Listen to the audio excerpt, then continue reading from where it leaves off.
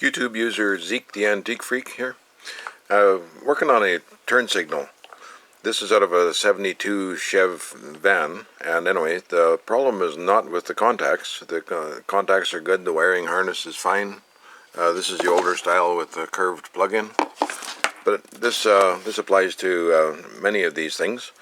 What the problem was try and get this in the light for you. Where the harness joins onto the back of the contacts, it's just crimped on, and anyway, they weren't soldered from the factory. Two of the pins had corrosion, so I've taken the liberty of taking the switch apart to get down to this level and soldering the connections, cleaning them up, and I will put the switch back together and test it, and I'm sure it'll be fine. My local parts supplier wanted $200 for this switch, plus $20 shipping, plus taxes. It would have been like a $250 touch, so with a bit of time spent soldering, you, like me, can save a bit of cash on this. Zeke the Antique Freak, over and out.